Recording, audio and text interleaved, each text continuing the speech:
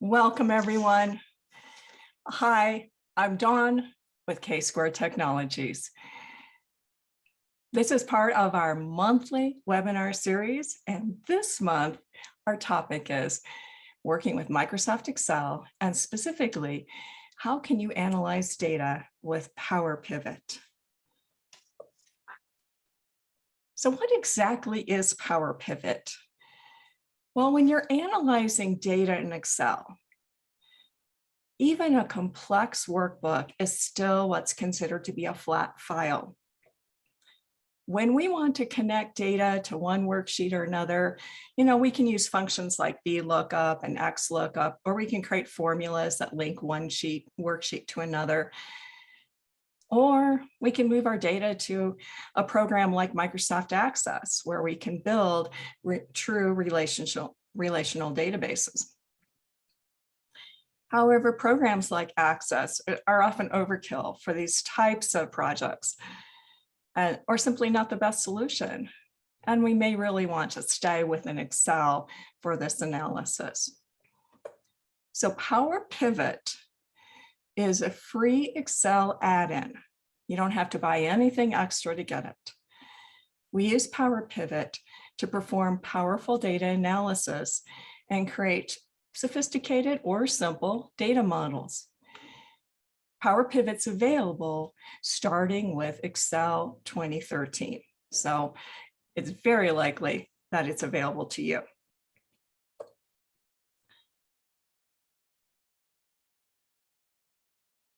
We're going to look at some of the advantages of Power Pivot. And certainly one of those is the power behind it is that you can connect multiple data sources, such as a customer list to a worksheet of customer orders, and then relate the data.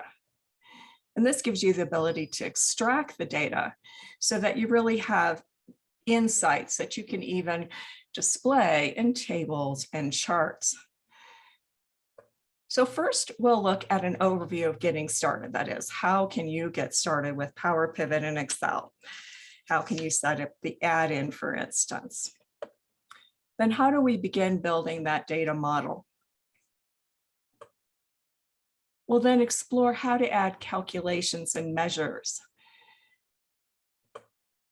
And then analyze the data with pivot tables and pivot charts.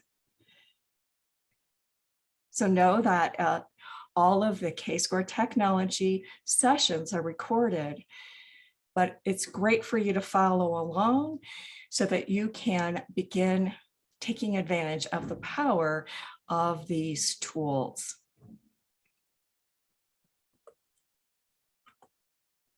Let's dive right in to Power Pivot then.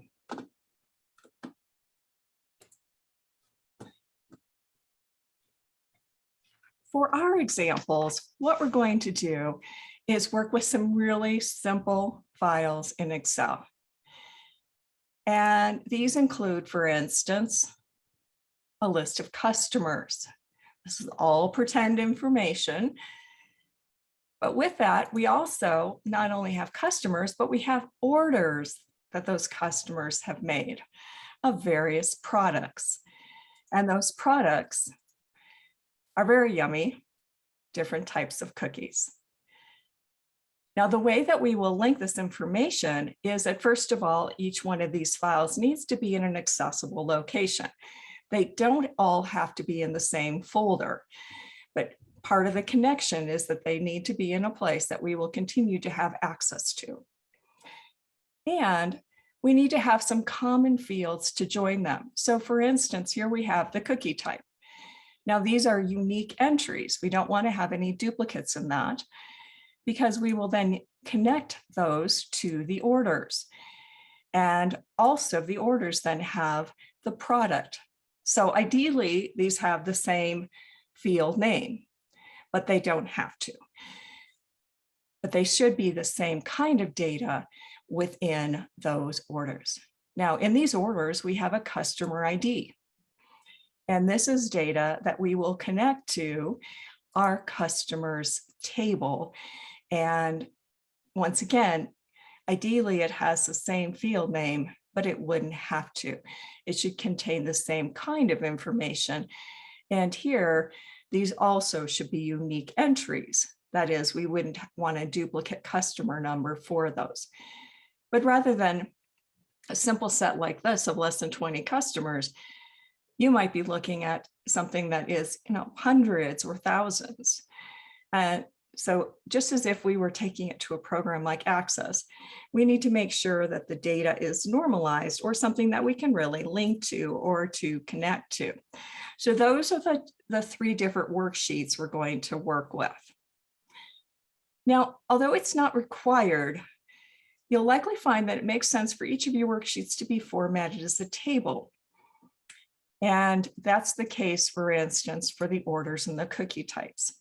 So some advantages of working with the table include that this will automatically create a range name for the table data. The big advantage is that the range expands as the data is added. So this is a real bonus for us when we're creating pivot tables. And that is that the new records or rows are included in the range when there's updates. Whereas if it was just a data list or range, you would have to then update the pivot table data source. And that's one of the things we're going to be building with our Power Pivot data. Plus, we have the ability to format. So let's go back to our customers here. So this is just what we would call a data list.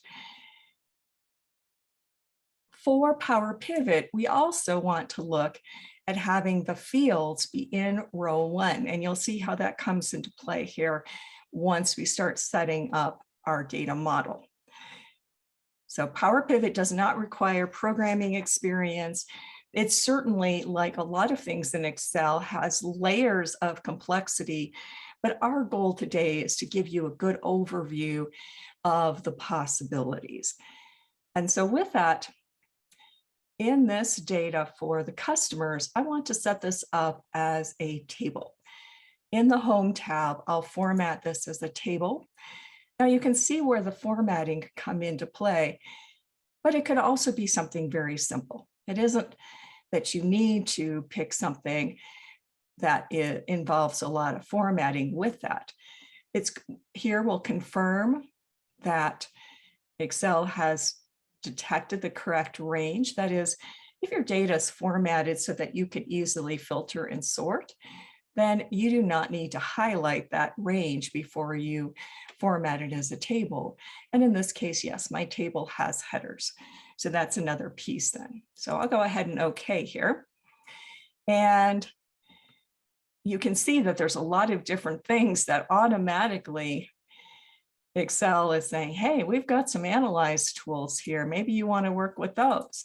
And we are going to work with one of those tools.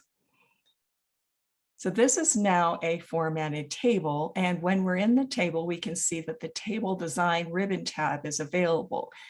Over to the left, here is that range name. Now I could call this something different. For instance, maybe I want to call it Customers Table to refer to this range. And that range would expand as new customers may be added to it. That's the basic idea in working with this. Now, how do we turn on or enable Power Pivot?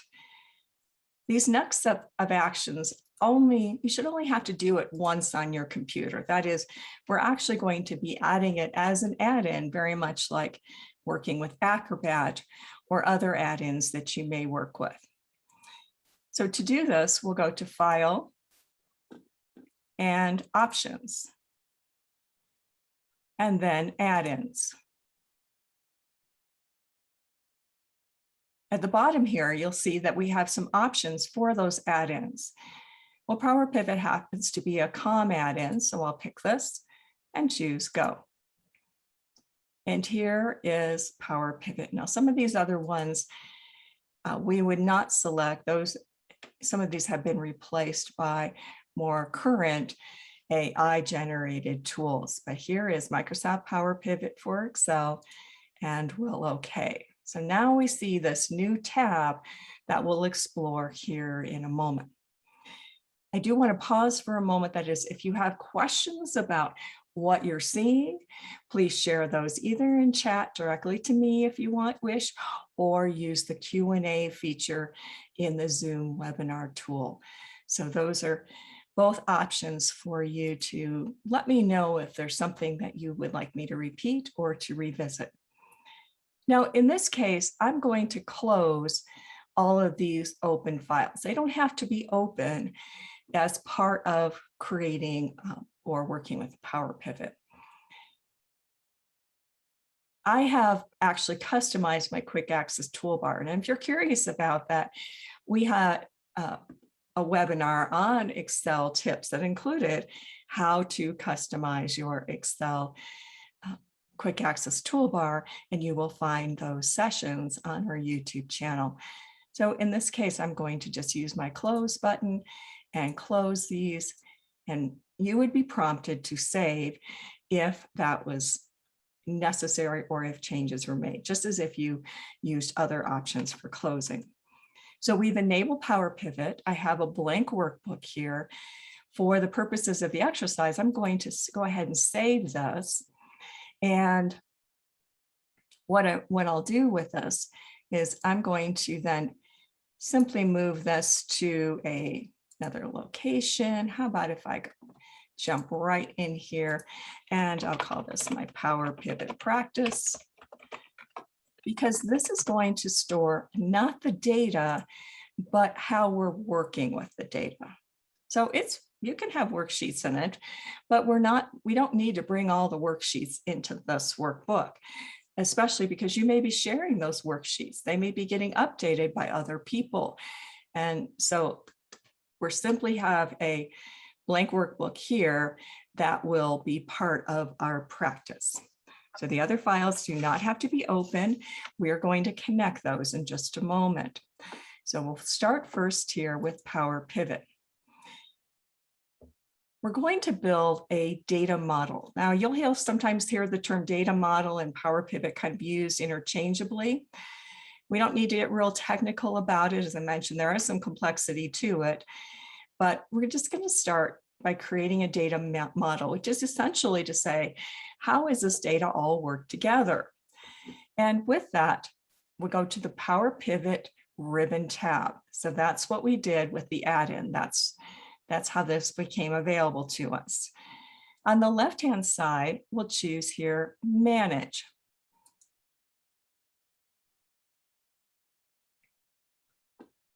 And this will take us to another screen. Now, we're still in Excel.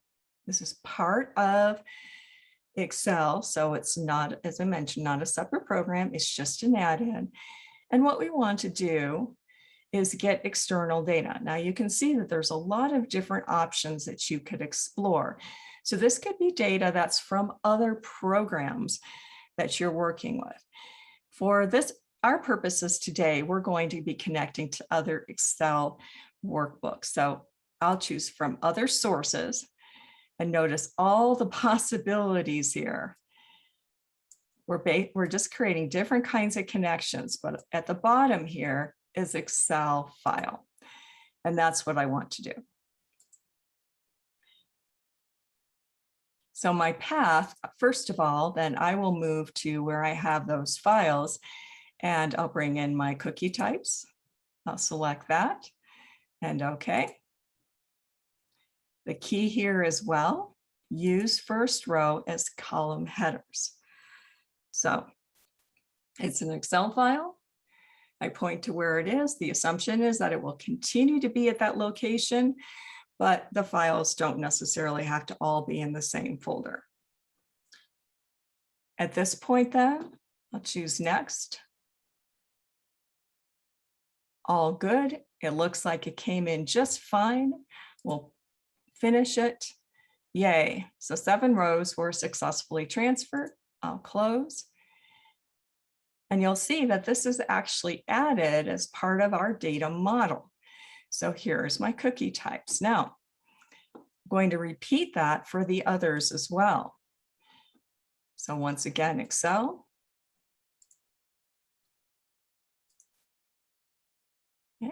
This will be our customers.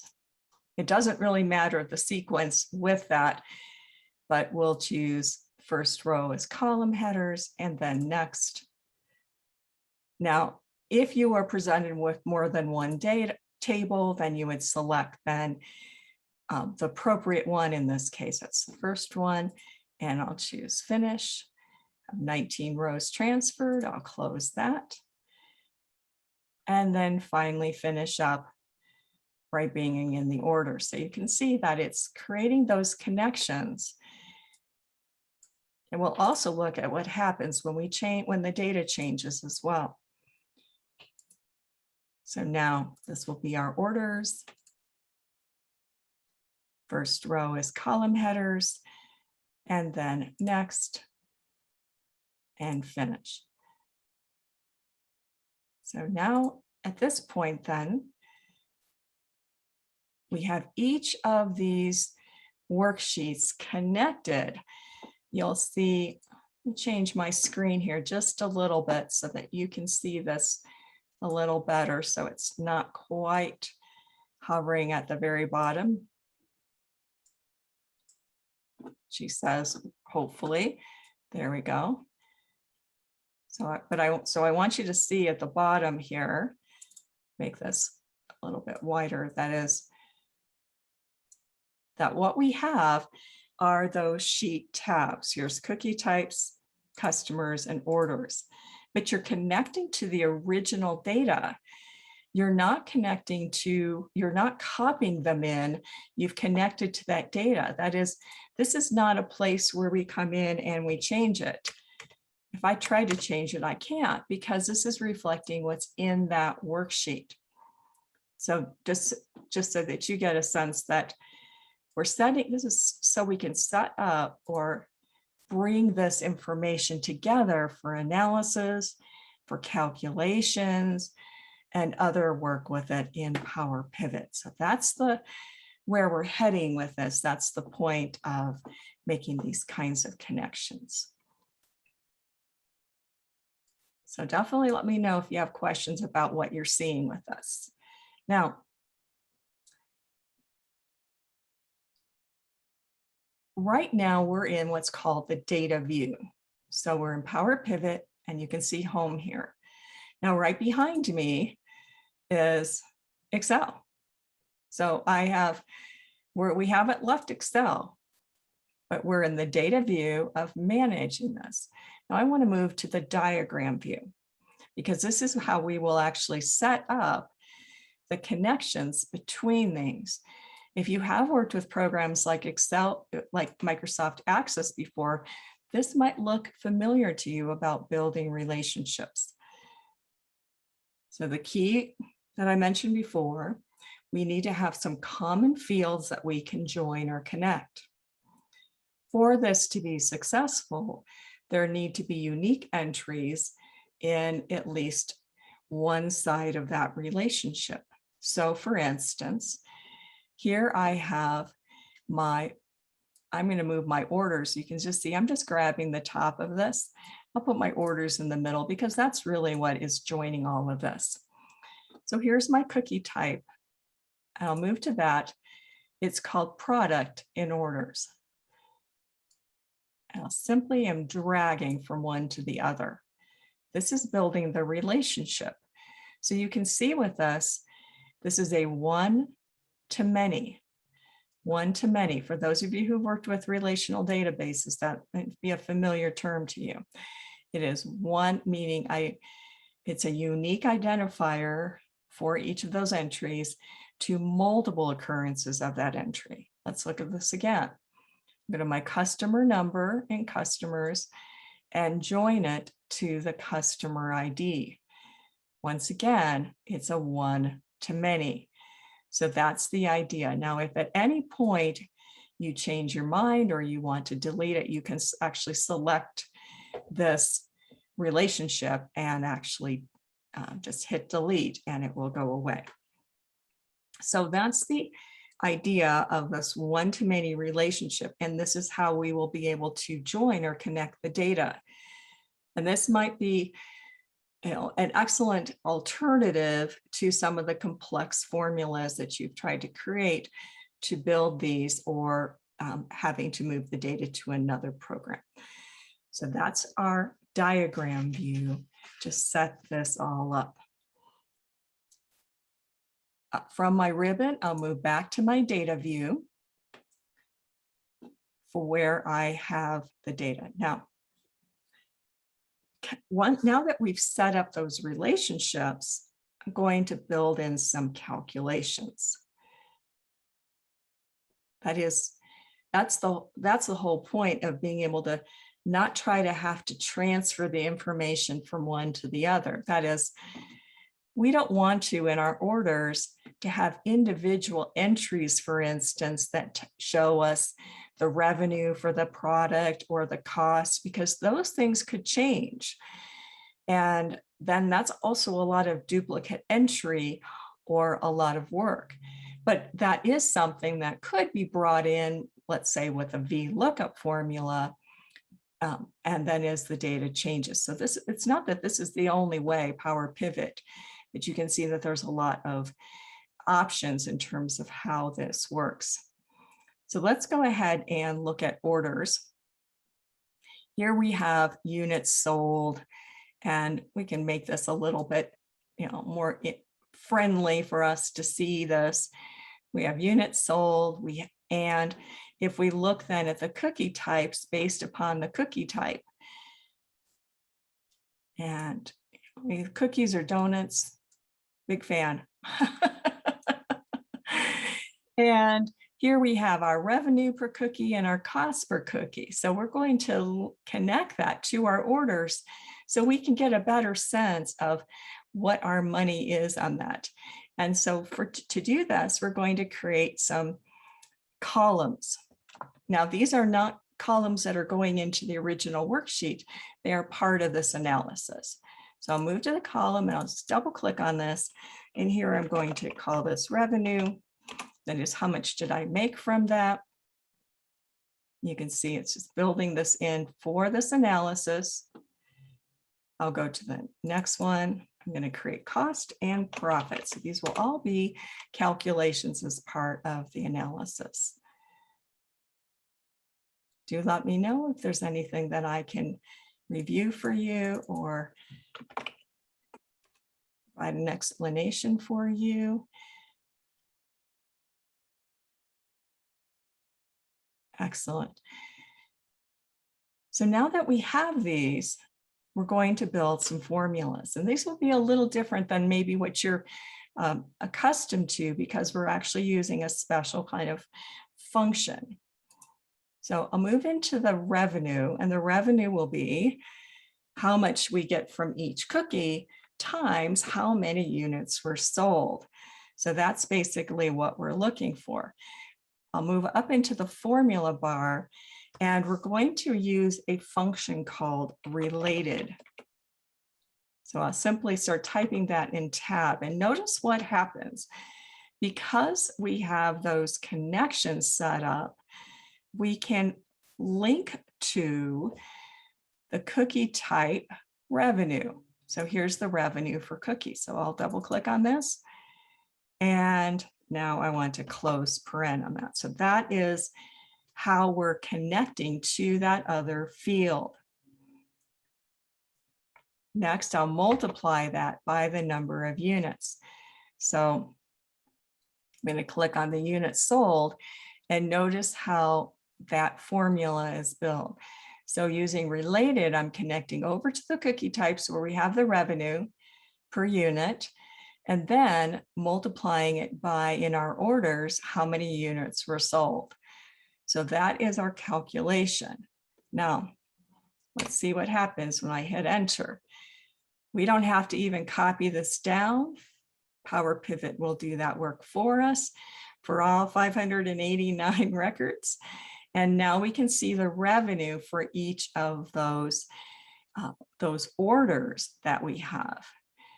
But then we want to find out how much will it cost for us to provide those products, those yummy products. So we're going to now create a calculation here as well. So once again, I'll come up into my formula bar, type related, and I want to have the cost here, whereas last time it was the revenue, the cost, close paren on that. So that is how I'm connecting once again, times asterisk units sold, and hit enter.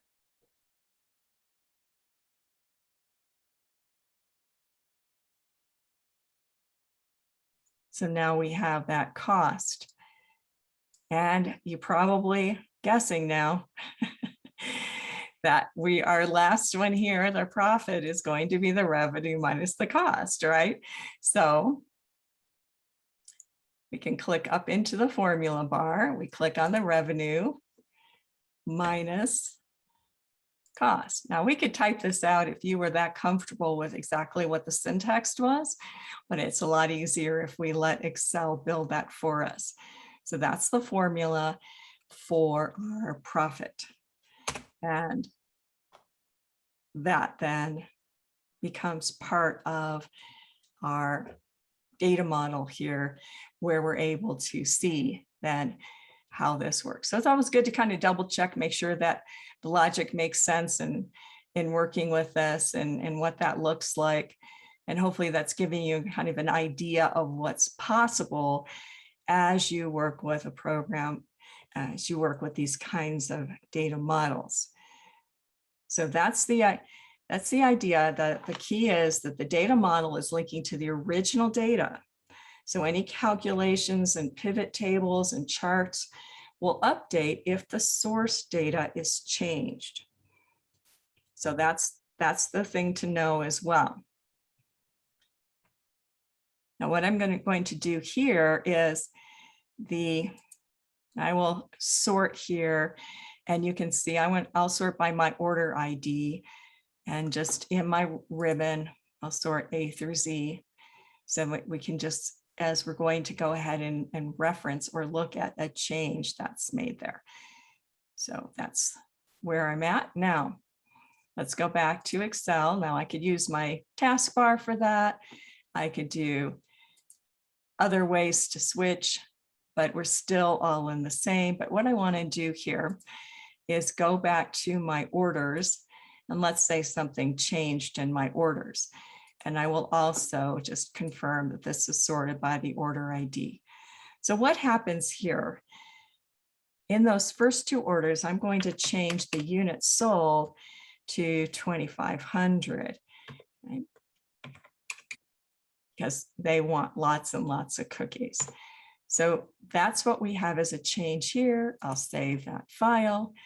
And now let's go back to our pivot. Now, here again, I've customized the quick access toolbar so I can switch, but you can choose this under view as well and switch windows. So I come back, and from Power Pivot, I want to go to manage. So here I am in my orders. And remember, those units sold got changed to 2,500, but I'm not seeing that right now. So the key here is on refresh, just like if this was a pivot table. And that's a key thing for you to know. If you start building these models, is that before you start counting on this data, that you want to refresh. So we find this under the Home tab, and here's refresh. I will refresh all in case there's any other sources that got changed. Notice it's going through the refresh process. We'll close and notice what happens here.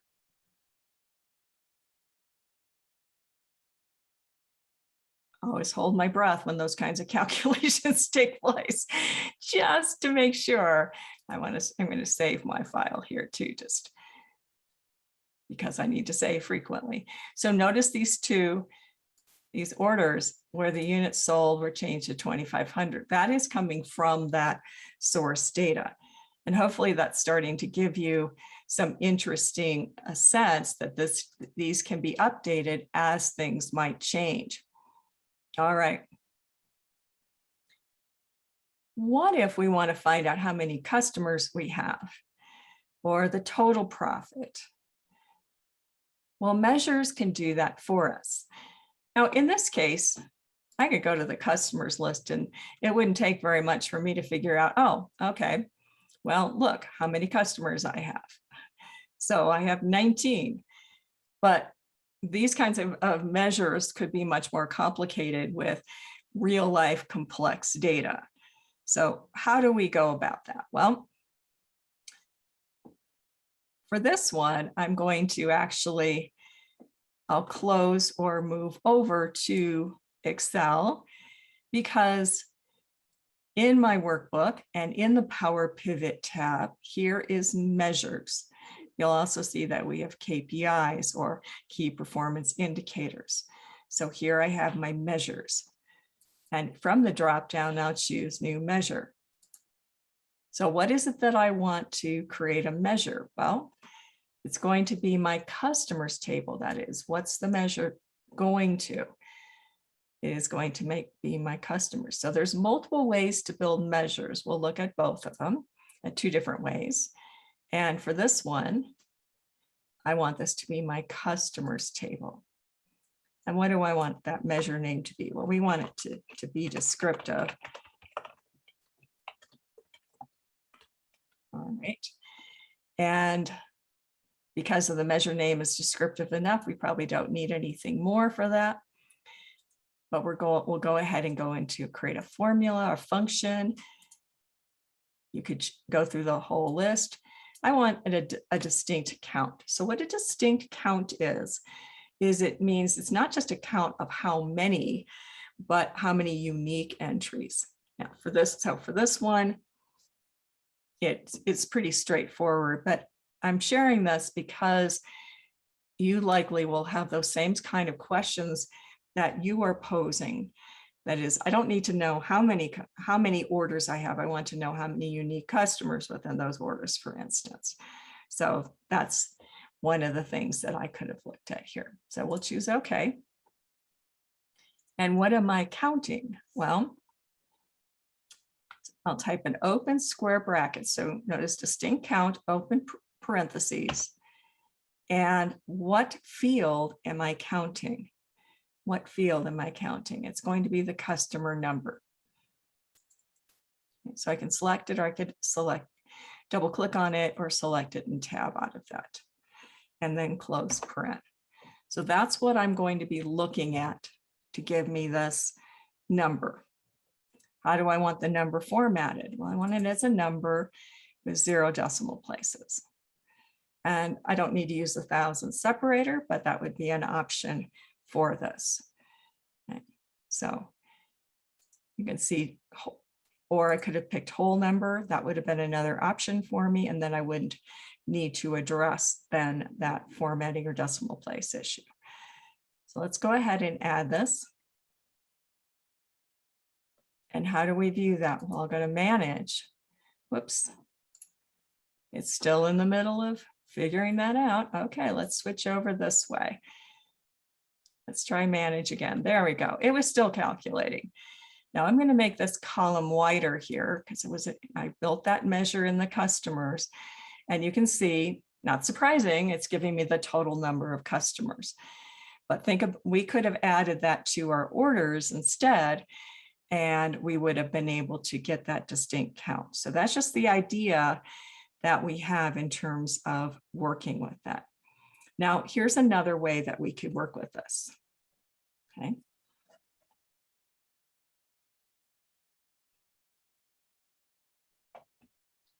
For this one, what I want to do is I'm going to create a measure in a little different way. And I'll simply type here equal sum, open parentheses. Now, look at the different options that I have. So I want to get a sum of the profit that's in the orders table. So I'll select that, close paren, can see the calculations taking place. Now that looks, it's not very descriptive. So measure 1. Instead, what we'll call this total profit. That looks good. And then in the ribbon, I'll format this to currency. And we can go, wow, that's looking really nice. So I really like that idea. We can also create calculations like the average profit per customer, where we could take the total profit divided by the number of customers because we have those measures. What I'm hoping is that this is giving you a sense of what's possible with Power Pivot. That is, how you can build calculations, how you can build these kinds of measures. And it's all because we're creating these relationships across or within using Power Pivot to build these data models. So this is the kind of the idea of what's possible and what we could do with Power Pivot. Once again, if I made any changes in the original data, that is something that I would want to, that I would change in those worksheets, and then we look at making sure that we refresh.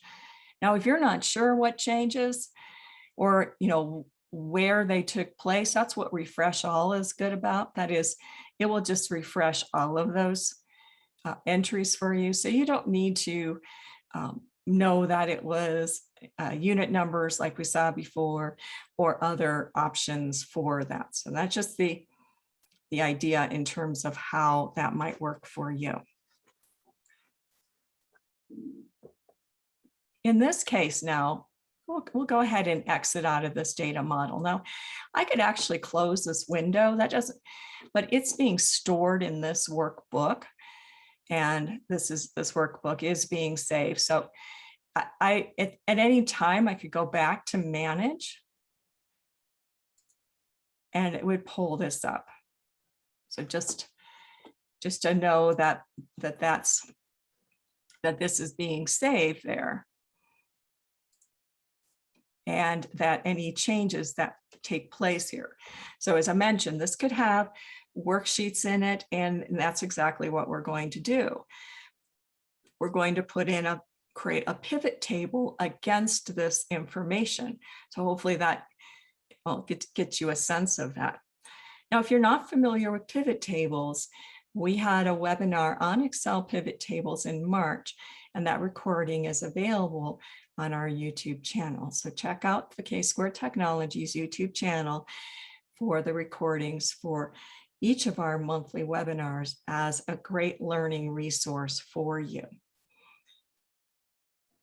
From here, we'll move to insert, and I'm going to build a pivot table. And pretty straightforward here to build a pivot table. But because we already have that data model, Excel is recognizing use this workbook's data model. Now I want this to be in a new worksheet. So it'll be a pivot table that will be in a new worksheet.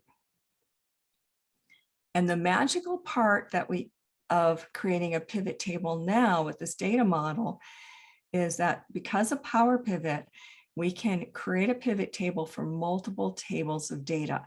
That's a question I hear frequently when it comes to pivot tables, is how do we make those kinds of connections? I have the data in multiple places, and so Power Pivot gives us the ability to do that.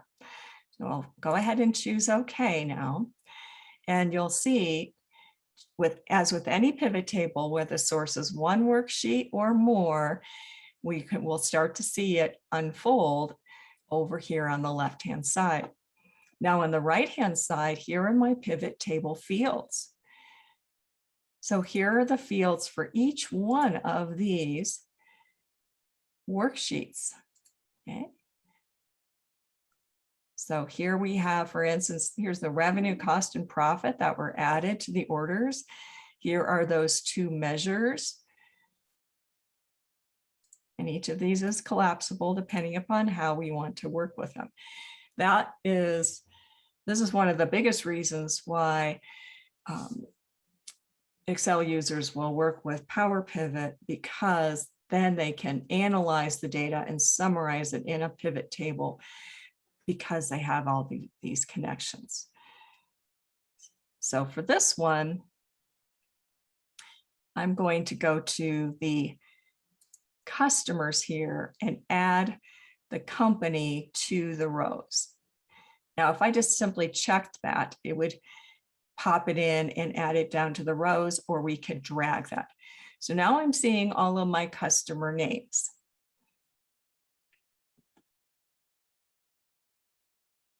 Now, if I go to my orders here,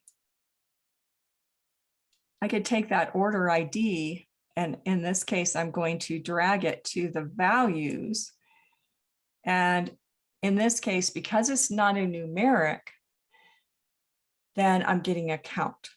So one of the things to know in pivot tables is that you can get counts of fields that are not numeric when you bring them into the values, and that'll automatically pop up for us. And I could real easily here change this if I wanted to say number of orders. So that made more sense for me in terms of how I present that information. Now I can see which of my customers has placed the most orders and grab that kind of information.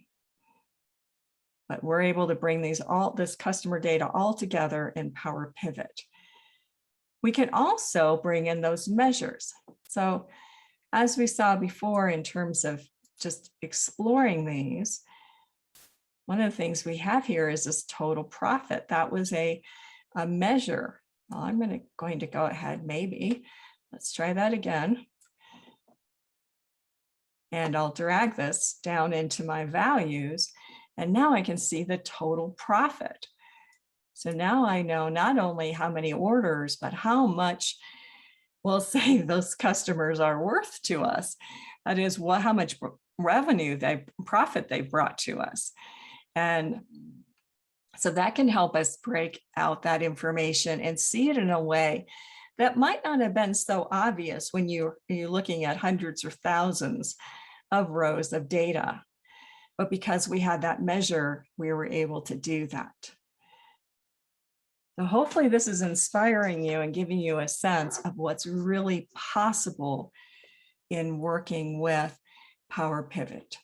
Now the display of this, certainly we can zoom in on this or zoom out, just like we could with any other worksheet that we're working with. But this has been the idea of how we can take those different worksheets, build them in a data model, and then use the pivot table to summarize or analyze it. Now let's look at one more option for us, and that is to add a key performance indicator. We'll find that under the Power Pivot, so KPIs. That is, how are we going to evaluate? Now, we might just simply come in and click on the profit and sort it by the profit.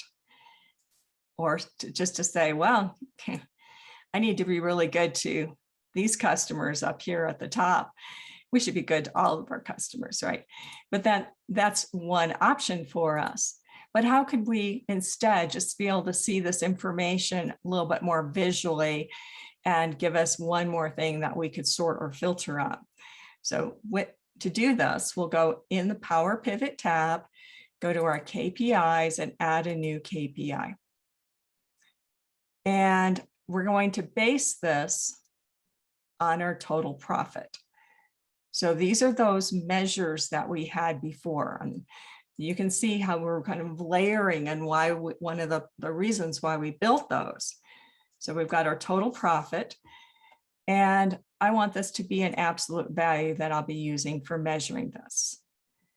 And that is, what if we say that basically I'll look at this 100% here, or 100,000. Maybe my low point here is 20,000.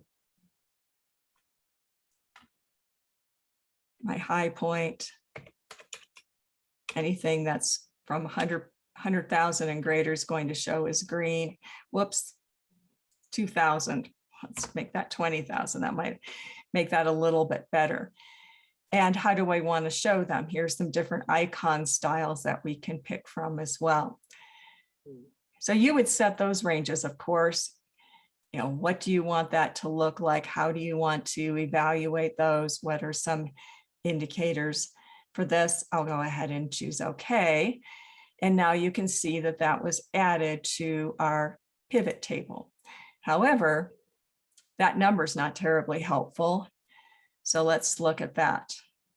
I'll go to the total profit here, uncheck it, and look what happens. Maybe, there we go. Oh, let me undo, I was unchecking the wrong thing.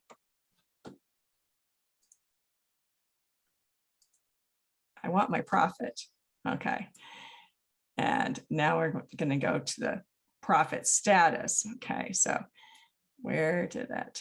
Here's my status. I'll uncheck it, hit it again. All right, that looks more like what I want for that. That was also added to my values. And so now I'm able to see very quickly here then at a glance, what are my different indicators? So whether it's profit, performance, what are some of the things that we might want to evaluate? Now, in this case, what we'll do is we'll layer to this and add a pivot chart. So pivot chart, this is using all the tools that are built into Excel for building those charts.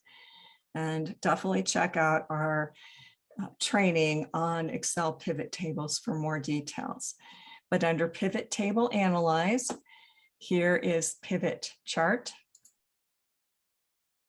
And maybe I'll just see, what does a pie look like? Now this might be a little messy because we still have a lot of entries. We have 19 customers. I'll go ahead and give that a try and okay. I can see that might be a little messy. Now it might look a little better, for instance, if I sort it by that profit. That might give me a better, more uniform piece there. And I really don't need to have my, with it, I'm going to drag out that count of orders. So I'll go to that count of orders down in the values in the bottom right-hand corner. Just click and drag, and you can drag it out. That's another way to turn that off. So I have something a little bit cleaner in terms of how I work with it. And I would need to expand this if I want to see those customers. Now, that might be just fine. Like I said, it's a little busy for a pie chart. What if I change instead? I go to my pivot chart, analyze here, and I have my design and my format. So these are the different tools that are available, the same charting tools that would normally be available there. And in this case, I'm going to change the chart type. I'll change this to a bar chart. I think that's going to look a little easier for me to see. And let's make this even work better for us. First of all, I don't need to have that legend. So I'll right click on it and delete it. Second, these are just different charting options. I'll right click on this horizontal value axis and format the axis. That is, we want this to start at 0. We don't want to have a negative profit, goodness. And so that will make this work better as well. And with this, then we have this, because it's sorted in that order, this is how it's presented, or I could sort it from low to high, and then I would see the information a little bit differently. So it all just depends upon how you might want to see that. Now, what else could we add to this? Well, one of the things that's available to us is to work with slicers. So slicers are ways to filter and analyze table data, but also pivot tables. Let's look at that last piece here. Under my pivot chart analyze with this selected here, I could also be in my table because the data is coming from both. That is, this is a chart of this data. So it doesn't matter which of these I'm in. Here is insert slicer. So a slicer is a way to filter this. And a slicer can be really helpful for us because if we're in this pivot table and we look at our fields, for instance, it might not make a lot of sense for us to, for instance, try to filter by the product type because it's not very visual. So a slicer gives us a visual way to show it. Here I'm going to insert a slicer, and once again, you can see a lot of different fields I might want to filter it on. These are the active fields I have, but I also want to go to all because even though I'm not using anything specifically from the cookie types, that's one of the other tables I'm connected to, and I want to have a slicer by the cookie type and choose OK. So now you are starting to build a dashboard to view your information. And with this, maybe I want to see only the customers for chocolate chip cookies. And by the way, this is just a little trick with charts, and this will apply if it's a pivot chart or otherwise. Let me go ahead and select those series, and I'll right click on this and format the data series. And that's something called the gap width. That is, if you want to see those bars and make them a lot bigger, then we can change what's called the gap width so that you can see those a little better. So that's just by formatting that data series. But let's go back to our slicer. I can then focus in on specific products and who, for instance, is purchasing those products, or of my customers, and really look at that information. If you want to select more than one, you can just simply use this little option here in the corner for multi-select. We can also use control, but it's easier to do this. And now I can see then for different types of cookies. So maybe my most profitable ones, or whatever might be most helpful for me as we look at this information. So that's the idea of working with it. And notice that when you are using a slicer, then it also is filtering, showing you the chart, and it's also filtering the data as it's displayed in your pivot table. So I hope that's giving you lots of options with that in terms of what's possible as we are working with it. I saw a raised hand for a moment. If you want to drop that question into chat or into the Q&A, that's absolutely fine. I'm happy to answer that question for you. I think the hand went away. Okay. You're welcome to reach out to us as well as you have questions with that.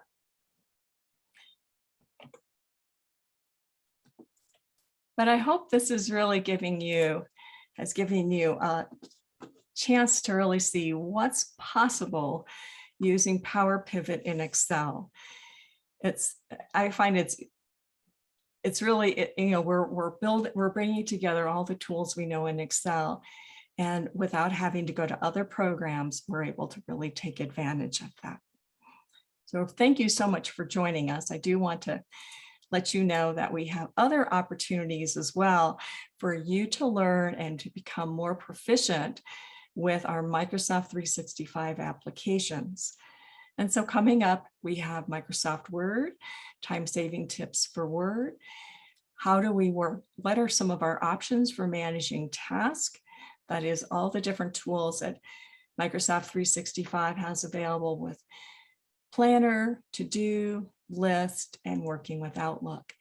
And then we'll be back with Excel for how to visually communicate data with charts and graphics. So you're going to see more there and some of the topics that I just touched on briefly as we were looking at our pivot charts. So hopefully that gives you, we invite you to join us. These sessions are the second Tuesday of every month, and look for our emails to announce these. But we hope this gives you lots of opportunities. And also, when we finish in a few minutes, there will be a survey that pops up and it asks you what your interest is. So as we were making plans for future training offerings, for future webinars, let us know how we can be of help to you. This has been our look at analyzing Excel data with Power Pivot. I hope that you've had lots of great takeaways from that. Let us know, how can we help you to be more productive?